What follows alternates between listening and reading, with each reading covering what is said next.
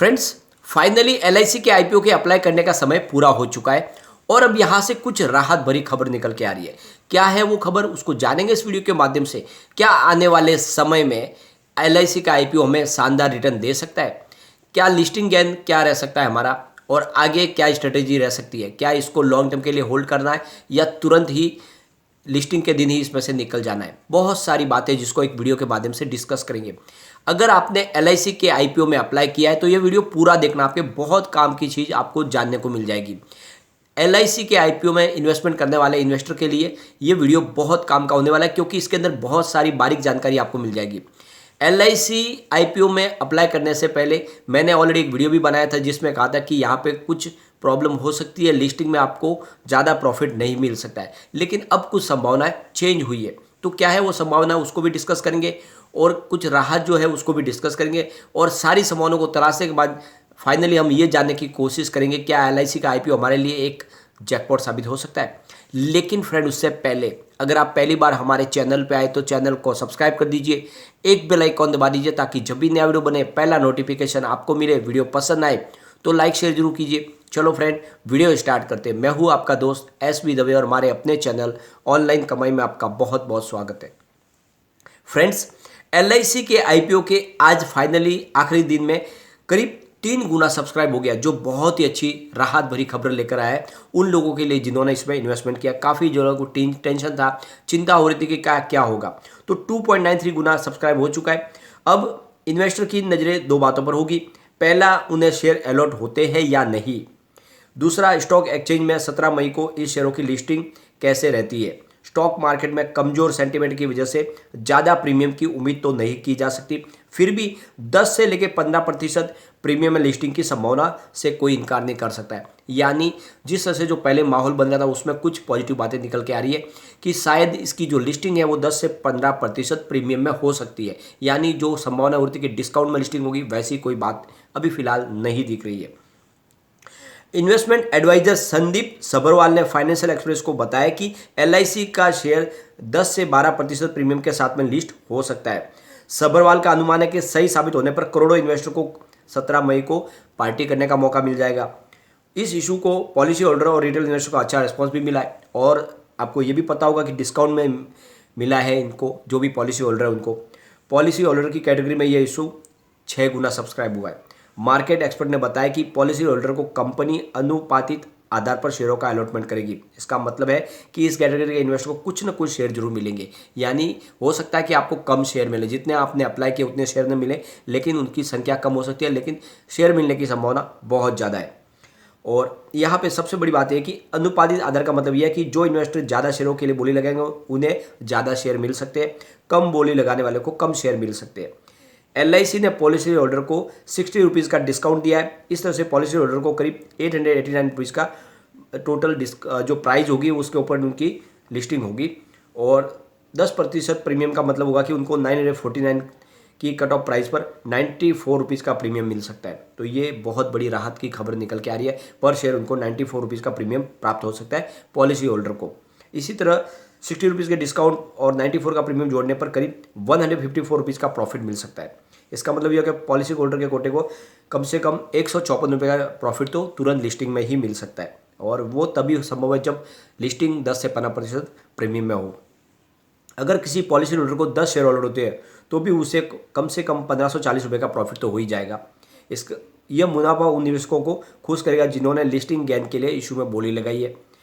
और एनएसडीएल और सीडीएसएल के आंकड़ों में पता चलता है कि पिछले 4 महीनों में 1 करोड़ से ज़्यादा डीमेट अकाउंट खोले। इनमें ज़्यादातर ऐसे लोग हैं जिन्होंने फटाफट मुनाफे के लिए आईपीओ में बोली लगाई है, और काफ़ी नए डीमेट ट्रेडिंग अकाउंट भी खुले हैं सिर्फ एलआईसी के आईपीओ में निवेश करने के लिए। ग्रे मार्केट में एलआईसी के शेयर में प्रीमियम घटने पर मार्केट एक्सपर्ट ने इन्वेस्टर को लॉन्ग टर्म के लिए इशू में इन्वेस्टमेंट करने की सलाह दी है, लेकिन इशू खुलने के पहले और दूसरे दिन ज़्यादातर इन्वेस्टर लिस्टिंग की गेन के मुताबिक बोली लगा चुके थे। अब आपको ये ध्यान रखना है कि इसकी लिस्टिंग भले ही कम हो, लेकिन ये स्टॉक लंबी रेस का घोड़ा है। ये आने वाले समय में आपको मल्टी बैग रिटर्न देगा। ये आपको ध्यान रखना है कि एलआईसी खुद एक बहुत बड़ा इन्वेस्टर है। 2008 में जब मार्केट क्रैश कर गया था तब एलआईसी ने ही बाजार को थामा था। पूरे के पूरे बाजार को थामने की ताकत एलआईसी रखती है। तो ऐसे में आने वाले समय में इन शेयरों की प्राइस बढ़ेगी ही बढ़ेगी, क्योंकि LIC के शेयर यहाँ पे रुकने वाले नहीं है। तो अगर आप लॉन्ग टर्म का नजरिया लेके चलोगे तो आपको बहुत ही बेहतर रिटर्न मिलेगा। ये बात अलग है कि लिस्टिंग में आपको प्रॉफिट उतना नहीं मिलेगा, लेकिन अगर आप उसको साल 2 साल के लिए होल्ड करोगे तो आप मालामाल हो जाओगे। ये बात आपको ध्यान रखना है कि डिविडेंड भी बहुत ही शानदार देगी LIC, यानी आप डिविडेंड से ही मालामाल हो सकते हो। ये आपको खास ध्यान रखना है। LIC की तरफ से आपको बेस्ट डिविडेंड मिलेगा, साथ में बेहतर रिटर्न की संभावना बनेगी। तो लिस्टिंग गेन के लालच में न पड़ के इसको लॉन्ग टर्म के लिए होल्ड करके रख लीजिए। ये स्टॉक आपको बहुत ही अच्छा रिटर्न देगा आने वाले समय में। और यहाँ पे आप देखोगे तो सिद्धार्थ भैया की तरफ से भी कहा जा रहा है कि इस IPO के माध्यम से आपको बहुत ही शानदार आपको डिविडेंड मिल सकता है आने वाले समय में।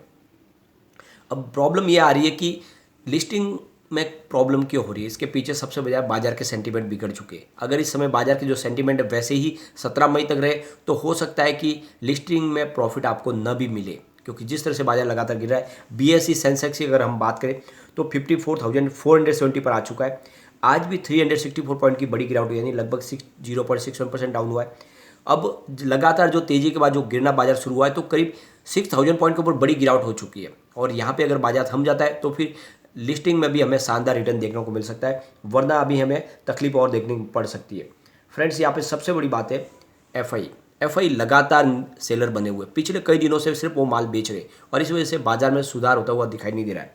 आज की भी अगर बात करें तो आज FI ने 5,340 रुपीज़ का नया इन्वेस्टमेंट किया, लेकिन सामने 8,704 करोड़ रुपीज़ की बिकवाली कर दी। तो इस तरह से उन्होंने आज 3,361 करोड़ रुपीज़ की प्योर बिकवाली की है। सामने बड़े फंड हाउस हमारी खरीदारी कर रहे हैं, उन्होंने आज करीब 7,729 रुपीज़ का नया निवेश किया और सामने 4,650 रुपीज़ की बिकवाली की। तो इस तरह से उन्होंने आज 3,077 करोड़ रुपीज़ का नया इन्वेस्टमेंट किया है। तो आप देखोगे जितनी बिकवाली FI की तरफ से हुई है उतनी ही खरीदारी हमारे बड़े फंड हाउस ने की, और इसीलिए बाजार में हमें बड़ी गिरावट होती हुई नहीं दिखा दी, वरना आज भी फिर से बहुत भयंकर गिरावट हो सकती थी। क्योंकि इस समय देखो कि जो इंडियन रुपीज़ है वो लगातार बहुत कमज़ोर होते जा रहा है। 77.37 पर प्राइस आ चुकी है, बहुत ही ज़बरदस्त, और ये बाजार के सेंटीमेंट के लिए बिल्कुल ठीक बात नहीं है। आप देखोगे तो यहाँ पे 11 अप्रैल को, यानी एक महीने पहले ये 75.84 पर था, फिलहाल 77.37 पर आ चुका है। तो बहुत ही ज़बरदस्त कमज़ोर हो चुका है इंडियन रुपीज़, और इसी वजह से आप देखोगे तो लगातार प्रॉब्लम बढ़ रही है। लेकिन अब आप सबसे बड़ी बात ये निकल के आ रही है, जिसने LIC के IPO में निवेश किया उनके लिए 2 राय निकल के आती है। अगर आपने लॉन्ग टर्म के लिए निवेश किया तब तो आपको चिंता की बात नहीं, भले ही डिस्काउंट में लिस्टिंग हो जाए कोई चिंता की बात नहीं है, आपको बने रहना है। आप सिर्फ साल 2 साल के लिए इसमें होल्ड कीजिए, ये आपको डबल होता हुआ दिखाई देगा। लेकिन अगर आप लिस्टिंग गेन लेने के लिए इसमें इन्वेस्टमेंट कर रहे हो तो भी आपको जो इन्वेस्टमेंट में आपको रिटर्न मिले वो ले ले, या फिर 2 दिन का इंतजार करें। थोड़ा अगर डिस्काउंट में भी लिस्ट होगा तो आने वाले 2 से 3 दिन में प्राइस बढ़ती हुई दिखाई देगी, तो आप वहाँ से निकल सकते हैं। परंतु मेरी राय है कि आपको लॉन्ग टर्म के लिए इसमें बने रहना। ये वाकई में बहुत ही मजबूत है कंपनी, और LIC पूरे बाजार को थाम के चलती है। तो ऐसे में आने वाले समय में आपके निवेश में लॉस की कोई संभावना नहीं बनेगी। तो लॉन्ग टर्म का नजरिया बनाए रखें और ये स्टॉक आपको मालामाल करेगा। लेकिन फ्रेंड, कोई भी इन्वेस्टमेंट करने से पहले अपने फाइनेंशियल एडवाइजर के बारे में ले ले या अपना खुद का रिसर्च करें, क्योंकि मैंने वीडियो आपके एजुकेशनल पर्पज के लिए ही बनाए। वीडियो पसंद आए तो लाइक से जरूर कीजिए और चैनल को सब्सक्राइब कर दीजिए। Thank you.